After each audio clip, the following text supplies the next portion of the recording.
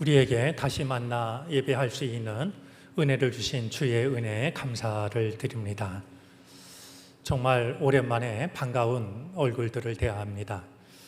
그야말로 격조했다 싶은데요. 우리 영어 그 표현 중에 out of sight, out of mind 이런 말이 있습니다. 안 보면 마음이 멀어진다라는 뜻인데 우리는 그렇지 않았던 것 같습니다. 서로가 서로의 얼굴을 볼 수 없었던 만큼 서로를 더 그리워했고 걱정했고 또 서로를 위하여 기도하는 마음이 간절했습니다. 그런 우리들에게 한자리에 모여서 이렇게 예배를 드리게 하신 주님의 은혜를 마음을 다해 감사드립니다.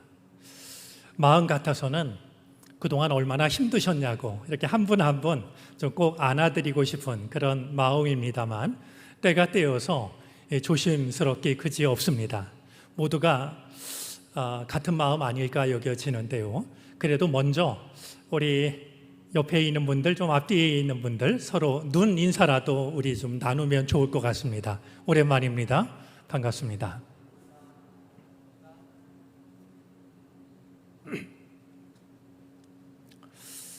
지난 금요 기도회 시간에 신호등 이야기를 했습니다. 지금 우리가 보내는 이 시간이 하나님이 수신호를 하고 있는 시간이 아닐까 하는 이야기였죠. 신호등이 고장 나거나 아니면 신호등 주변에 큰 사고가 생기거나 아니면 다른 중요한 일정이 생기면 신호등을 끄고 교통경찰이 이제 수신호로 이제 교통을 통제합니다. 우리가 보내고 있는 이 시간은 하나님께서 수신호를 하고 있는 시간일지도 모르겠다라는 생각이 듭니다. 우리에게 익숙한 일들, 우리가 당연하게 여겼던 일들, 그 모든 것을 멈추게 하시고 지금부터는 내가 지시하는 대로 따르라고 말이죠. 그렇게 하나님께서 우리를 향하여서 수신호를 보내고 계시다 여겨집니다.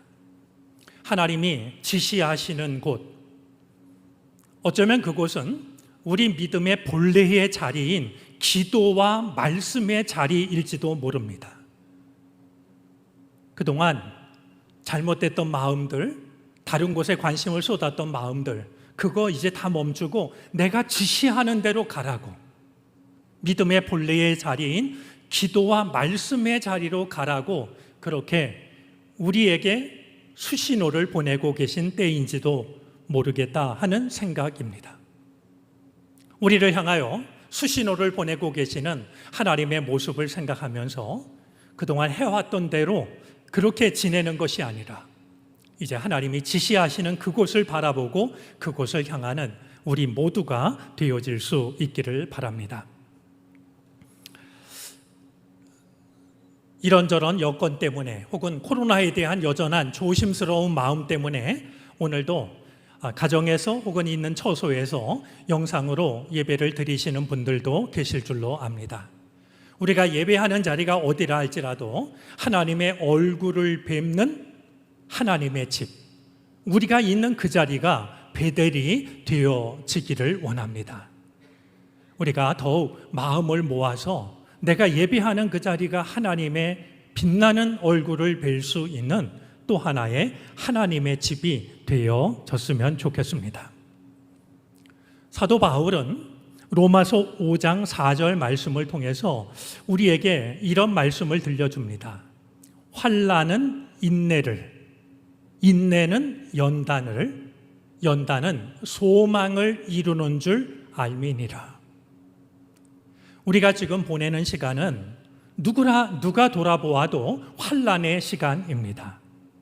그렇지만 이 환난의 시간을 잘 이겨냄으로 인하여서 이 시간 끝에서는 세상 그 무엇과도 바꿀 수 없는 혹은 세상 그 무엇에도 흔들리지 않는 참된 소망을 얻을 수 있는 우리들이 되어질 수 있기를 원합니다. 8월 세 번째 주일인 오늘은 여러 가지 의미가 있는 주일입니다. 광복절 기념 주일이기도 하고 남북 평화통일 공동기도 주일이기도 하고 북한 선교 주일이기도 합니다. 긴 어둠의 터널 끝에 우리에게 빛을 회복해 주신 하나님의 은혜를 기억하고 감사하는 날입니다. 다시는 이 나라 이 민족에게 어둠이 찾아오지 않도록 나라와 민족을 하나님께 더욱 맡기는 날이기도 합니다. 또한 남쪽에 있던 북쪽에 있던 같은 하나님을 섬기는 하나님의 백성들이 이 땅에 하나님이 원하시는 진정한 평화가 찾아오기를 한 마음으로 기도하는 남북 평화통일 공동 기도 주일이기도 합니다. 역사의 주인은 하나님이십니다. 사람의 생각을 뛰어넘는 그리고 평화의 왕으로 오신 주님의 방식으로 이 나라와 민족이 어소속히 하나가 되고 하나된 은혜를 땅끝까지 복음을 전하는 일로 대답할 수 있는 우리나라, 우리 민족이 된다면 참으로 복받은 나라, 복받은 민족, 복받은 백성이 되어질 것입니다. 나라와 민족을 위하여 늘 기도한다 하지만 오늘 특별한 의미가 겹쳐 있는 오늘 나라와 민족을 위해서 더욱 간절한 마음으로 기도하는 이 복된 하루가 되어지기를 바랍니다. 솔로몬이라는 이름은 모르는 사람이 오히려 드물 만큼 교회 다니는 사람이나 안 다니는 사람이나 잘 알고 있는 이름입니다. 솔로몬 하면 누구라도 가장 먼저 떠올리게 되는 단어가 지혜입니다. 그러다 보니 우리가 기도할 때도 솔로몬의 이름은 자주 등장합니다. 내가 어리석다 여겨질 때마다 혹은 갈림길에 섰다고 여겨질 때마다 나에게 솔로몬과 같은 지혜를 달라고 기도합니다. 자녀들, 손주들을 위해 기도할 때도 솔로몬의 이름은 어김없이 등장합니다. 우리의 자녀들이, 손주들이 솔로몬과 같은 지혜를 가지고 자라나게 해달라고 기도를 드리니까 말이죠. 오늘 성경 말씀은 솔로몬이 어떻게 지혜를 얻게 되었는지에 대해서 우리에게 알려줍니다. 파스칼이 쓴 팡세에 보면은요, 이런 말이 있습니다. 세상에는 두 종류의 사람밖에는 없다. 자신을 죄인으로 여기는 의인들과 자신을 의인으로 여기는 죄인들 뿐이다. 세상에 수많은 사람들이 있지만 두 종류의 사람밖에 없는데요. 한 종류의 사람들은 자신을 죄인이라고 생각하는 의인들이 있고 또 한 종류에는 자신을 의인이라고 생각하는 죄인이 있을 뿐이다 라고 말했습니다. 이 파스칼의 말을 오늘 우리가 나누려는 말씀에 빗대어서 이야기를 하자면 이런 말이 가능할 것 같습니다. 세상에는 두 종류의 사람밖에는 없다. 자기 자신을 지혜로운 사람이라 여기는 어리석은 사람들과 나 자신을 어리석다 생각하는 지혜로운 사람들이 있을 뿐이다. 오늘 살펴보려고 하는 것은 지혜로운 자의 어리석음입니다. 생각을 해보면 이 지혜나 어리석음이나 씨앗과 같습니다. 그냥 지혜나 어리석음에 머무는 것이 아니라 씨앗을 심으면 싹이 나고 꽃이 피고 열매를 맺듯이 지혜든 어리석음이든 어떤 결과로 드러나게 됩니다. 지혜 안에 신중함과 혹은 다른 사람을 향한 배려가 담겨 있는 것에 비해서 어리석음 안에는 충동과 무례함이 담겨져 있습니다. 그런 점에서 보자면 어리석음이 가져오는 결과가 지혜가 가져오는 결과보다도 훨씬 더 즉각적이고 눈에 띄는 것이 아닐까 하는 생각을 하게 됩니다. 지혜로운 자로 살아가는 것과 어리석은 자로 살아가는 것은 엄청난 차이를 만들어냅니다. 우리들의 삶이 지혜로운 사람 같지만 사실은 어리석은 사람이 아니라 남이 보기에는 조금 어리숙해 보여도 믿음 안에서 참된 지혜자로 살아가게 되기를 바라는 마음으로 오늘 말씀을 함께 살펴보도록 하겠습니다. 솔로몬은 일천 번제를 드린 뒤에 꿈에서 주님을 뵙습니다. 우리 한국 교회에서 드리는 헌금 중에 일천 번제 헌금이 있습니다. 아마 여러분들 중에도 이 헌금을 드린 경험이 있는 분도 있고 지금 이 헌금을 드리고 계신 분들도 있을 줄로 압니다. 1000번째 헌금은요, 내가 일정한 액수를 정해놓고 1000번 그 헌금을 드리는 겁니다. 그래서 1000번째 헌금 봉투에 보면 내가 몇 번째 헌금을 드리고 있나 숫자가 기록이 되곤 합니다. 1000번을 헌금을 드리면서 기도를 드리니 그 정성이 얼마나 지극한 것일까 하는 생각을 합니다. 그런데 우리가 드리는 1000번째 헌금과 솔로몬이 드렸던 1000번째는 조금 다릅니다. 솔로몬이 드린 1000번째 할 때 이 번자는요, 마치 우리나라에 몇 번 이런 게 있어가지고 한 번, 두 번, 세 번, 그래서 1000번 이런 뜻이 아니라요, 태울 번자입니다. 그러니까 1000 번제할 때 번제인데요, 이 번제는 하나님께 바치는 제물을 모두 태워서 드리는 제사입니다. 솔로몬이 드렸던 1000 번제는 1000마리의 양이나 소를 하나님께 제물로 바치는 그런 제사였던 겁니다. 형식이 어찌됐든 하나님께서는 그 정성을 받으십니다. 솔로몬이 1000 번제를 드렸을 때 하나님은 꿈에 솔로몬을 찾아오십니다. 1000 번제를 받으시고 솔로몬을 찾아오신 하나님을 생각하면 우리 옛말 하나가 떠오릅니다. 지성이면 감천이라고 했습니다. 정성이 지극하면 하늘이 감동하신다라는 것입니다.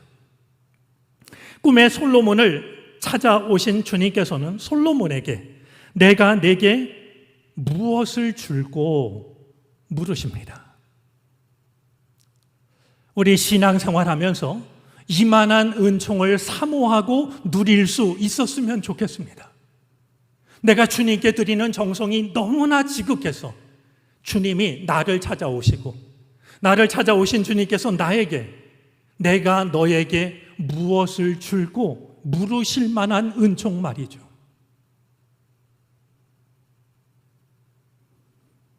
이 대목에서 궁금해지는 것이 있습니다. 만약에 여러분에게 이런 은총이 임한다고 한다면 여러분들은 무엇을 구하시겠습니까? 하나님이 나를 찾아오셔서 내가 너에게 무엇을 줄고 물으신다면 여러분들은 무엇을 구하실지요? 사실은 같은 은혜를 누렸던 사람이 신약 성경에도 있습니다. 맹인 바디메오였습니다. 그가 큰 소리로 주님을 불렀고 마침내 주님을 만나게 됩니다. 주님께서 바디메오에게 물으셨죠. 내가 내게 무엇하여 주기를 원하느냐?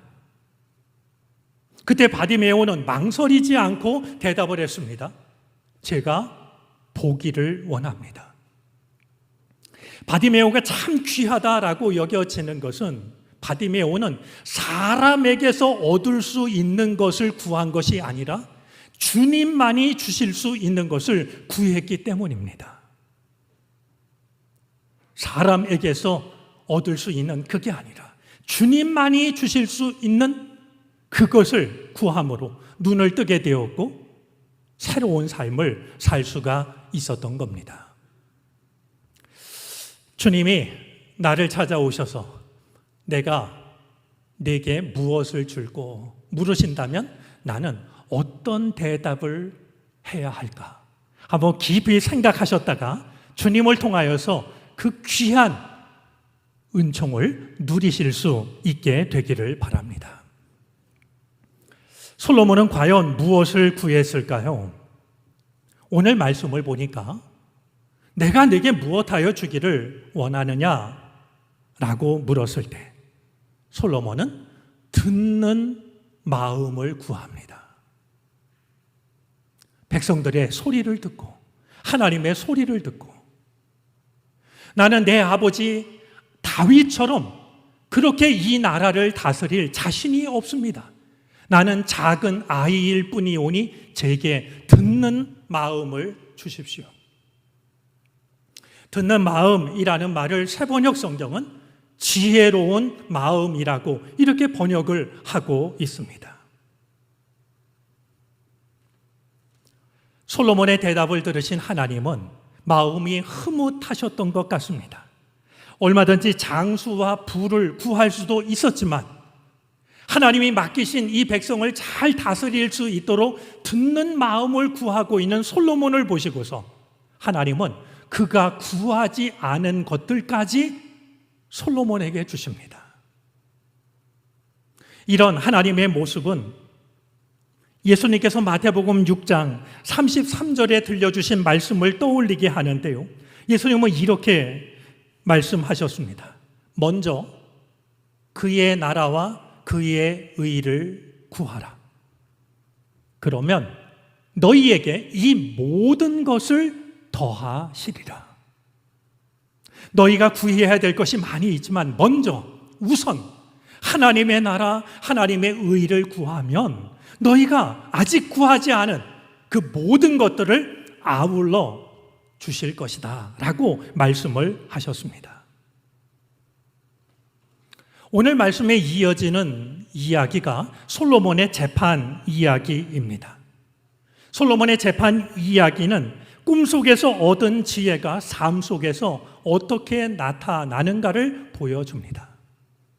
조금 까칠한 사람은 이렇게 말할 수 있지 않을까요? 아니, 꿈에서 하나님을 만나고 꿈에서 하나님께 지혜를 얻은 것이 그게 무슨 지혜겠냐고, 꿈 한 번 잘 꾼 거 아니냐고 그렇게 생각할지도 모릅니다.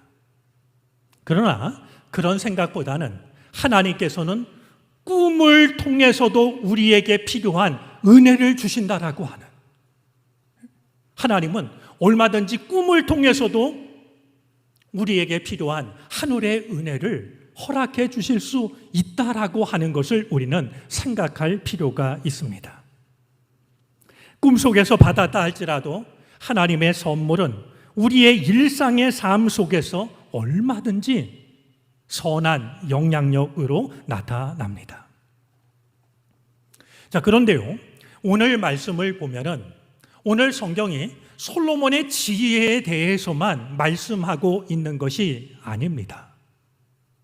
빛이 있는 곳에 그림자가 있듯이 오늘 솔로몬의 지혜에 관해서 말씀하고 있는 말씀을 보면 솔로몬의 삶에 드리워지고 있는 어리석음을 보게 됩니다. 저는 오늘 말씀을 통하여서 우리가 잘 알고 있는 솔로몬의 지혜보다도 그런 솔로몬조차도 어쩔 수 없었던 그의 어리석음을 살펴보려고 합니다. 오늘 본문이 전하고 있는 솔로몬의 어리석음은 크게 두 가지입니다. 지혜를 대표하는 솔로몬이 보이고 있는 어리석음은 어떤 어리석음이었을까요? 첫 번째로는요, 허황된 것에 마음을 빼앗긴 모습입니다. 솔로몬은 허황된 것에 마음을 빼앗기고 있습니다. 오늘 말씀을 보면 솔로몬은 1000번제를 드리기 위하여 기브온을 찾아갑니다.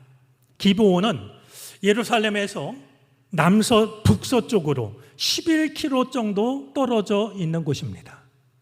그 옛날 자동차가 없던 시절이니까 11km는 결코 가까운 거리가 아니었을 겁니다. 왕, 신하들, 백성들, 또 하나님께 드릴 제물, 대단한 행차였을 테니 말이죠. 그가 이 1000번째 행사를 마치고 돌아와서 이 일을 마무리 짓고 있는 15절 말씀에 의하면요, 솔로몬은 얼마든지 자신의 아버지 다윗이 정성을 다하여 모셔온 하나님의 언약궤 앞에서도 1000번제를 드릴 수 있었습니다. 그것이 훨씬 더 신앙적이고 자연스럽게 보입니다. 그런데 왜 솔로몬은 11km나 떨어진 기브온까지 찾아갔던 것일까요? 그 이유를 오늘 본문 4절이 말하고 있는데요. 그가 기브온을 찾았던 것은 그곳에 큰 산당이 있었기 때문입니다. 큰 산당이라는 말을 세번역 성경은 제일 유명한 산당이라고 번역을 합니다. 제일 크고 제일 널리 알려진 유명한 산당을 찾아갔던 것이었습니다. 사실 이 산당이라고 하는 것은 많은 생각을 하게 하는 곳입니다. 산당은 가나안 사람들이 자신들이 섬기는 신에게 제사를 드리던 곳입니다. 예루살렘 성전이 완공되기 전까지는 하나님의 백성들이 하나님께 산당에서 제사하는 것이 허용되기도 했습니다. 그런데 그곳에서 문제가 생깁니다. 하나님의 백성들이, 가나안 사람들이 그들의 신을 모시고 섬기는 산당을 출입하다 보니까요, 그들의 신앙을 조금씩 알기 시작했고 배우기 시작했던 겁니다.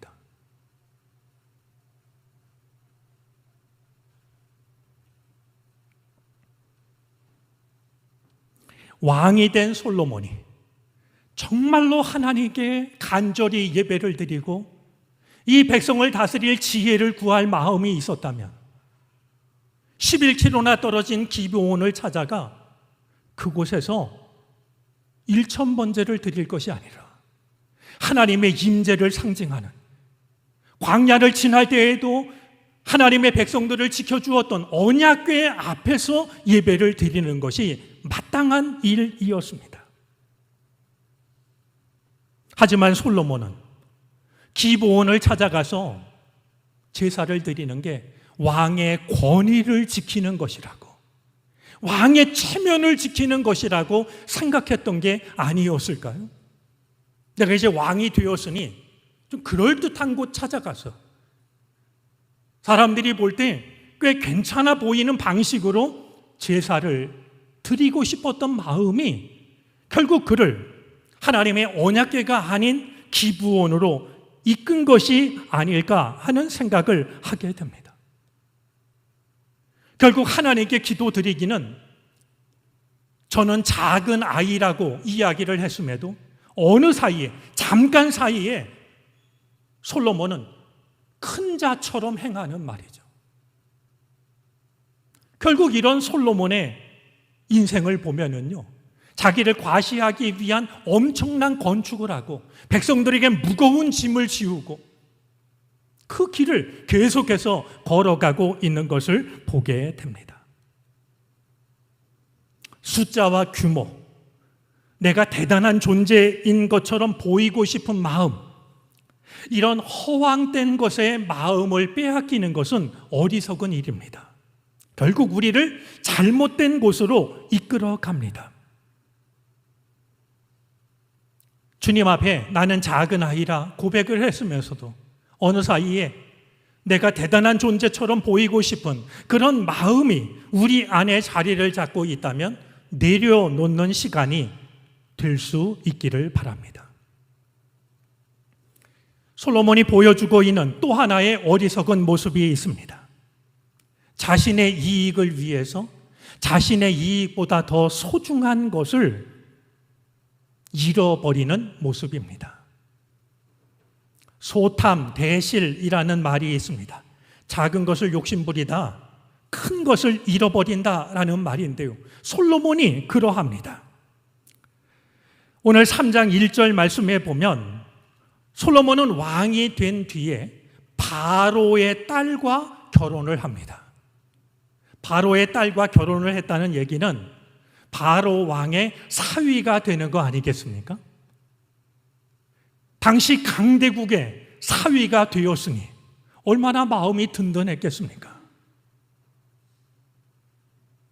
어려운 일이 생기면 도와줄 거고, 딸이 시집와 있는 그 나라를 공격하지는 않을 터이고, 경제적으로도 많은 이득을 얻을 수 있는 선택 아니었겠습니까?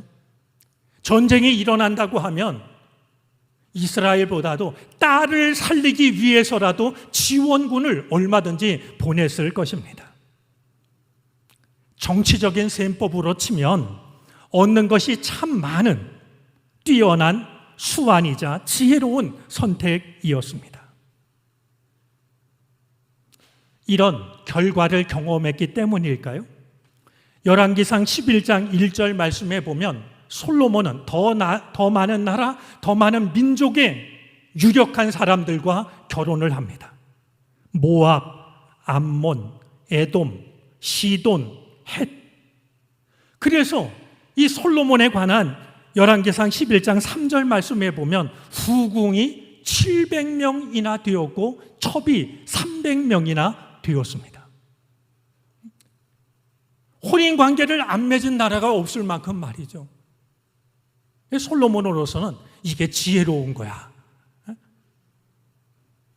아마 자신의 결정에 대해서 흐뭇한 생각을 가지고 있었을지도 모릅니다. 그런데 열왕기상 11장 4절부터 8절까지에 보면 이런 선택을 하는 솔로몬이 놓치고 있는 치명적인 결과가 있었습니다. 많은 나라, 많은 민족의 유력한 딸들과 결혼을 하는 것은 현실적으로는 매우 현명한 선택처럼 보였지만 그들과 결혼을 할 때마다 사람만 들어온 것이 아니라 그들이 믿는 수많은 신들이, 수많은 우상들이 이스라엘 안으로 자연스럽게 들어옵니다. 그리고 그렇게 들어온 여인들은 솔로몬을 꾀어서 이방 신들을 따르게 했습니다. 이런 솔로몬을 보시고 하나님은 크게 진노하십니다. 내가 나의 말씀에서 떠나지 않으면 내가 너를 오래 가게 하겠다라고 약속하셨지만 이런 솔로몬의 모습을 보고 크게 진노하신 하나님께서는 솔로몬에게서 나라를 빼앗아서 신하들에게 나누어 주겠다라고 말씀을 하고 있습니다. 솔로몬은 눈앞의 이익을 얻기 위해서 혹은 지키기 위해서 그보다 훨씬 더 중요한 것을 잃어버리고 있었습니다. 옛말에도 군자는 유어의하고 소인은 유어리한다고 했습니다. 의젓한 사람은 의를 쫓고 어떤 게 옳은 것인가 의를 쫓는데 소인배들은 어떤 게 나한테 이득이 될까 자신의 이익을 쫓는다는 겁니다. 신앙도 마찬가지일 겁니다.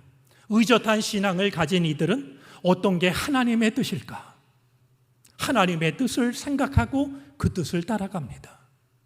그러나 소인배와 같은 신앙인들은 어떤 게 나한테 이득이 될까 이익이 될까 그 생각을 우선 하는 것이죠.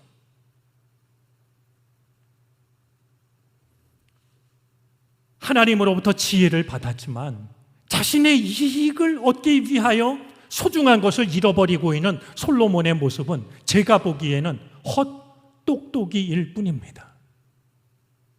자기는 똑똑하다고 이런 일을 했을지 몰라도 헛똑똑이.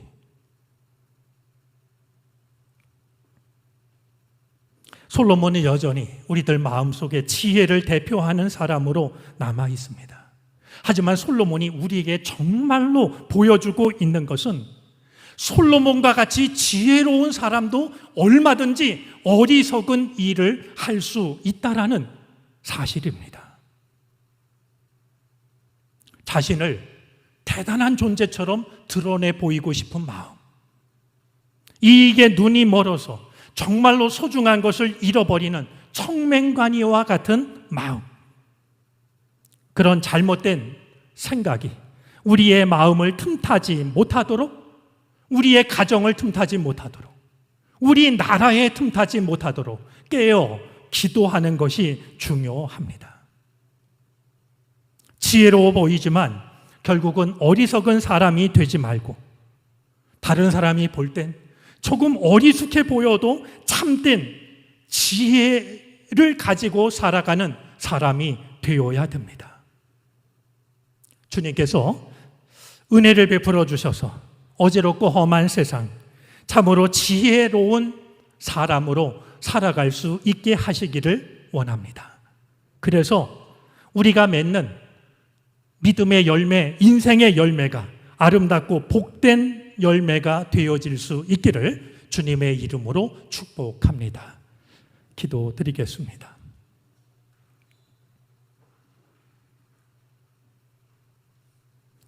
지혜로운 자가 보이는 어리석음을 봅니다.